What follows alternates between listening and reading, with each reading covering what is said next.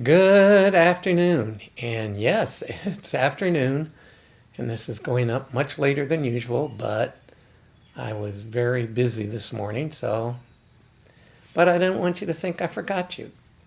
And so here's today's reading. It's from Proverbs 3:9, and it's honor the Lord from your wealth and from the first fruits of your crops.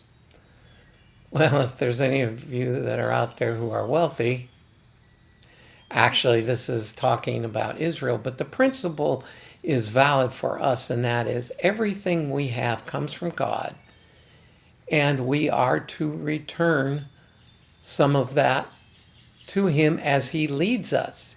Now, sometimes that can be money, and if you happen to be somebody who does produce, I don't know how you would give that to God since we don't have a temple and a sacrificial system, but you'll figure something out.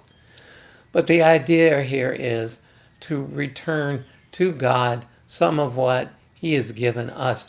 And while very often churches talk about contributing, and I certainly believe we are to give back to where we're being fed, which should mean the church we're involved with, but it can also mean others who feed us if that's appropriate. But I think sometimes that can be overemphasized.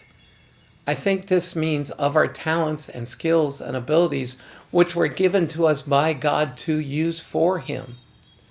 And so I think when we talk about giving, and we're not talking about tithing, because again, that was for Israel, and it was their tax system. We tithe, and if the federal and state government keeps it up, we're tithing a whole lot more than Israel ever had to.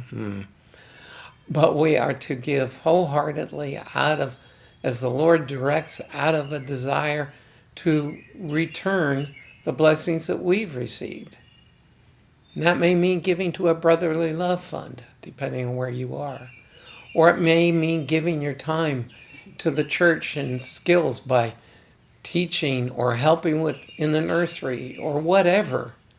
But it means that we need to remember that everything we have comes from God to be used to bless.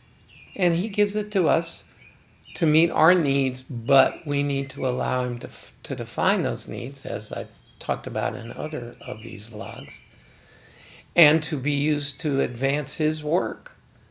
And again, it's as the Holy Spirit leads. So we are blessed no matter whether it's greatly or smallly materially, but we are all blessed with spiritual gifts.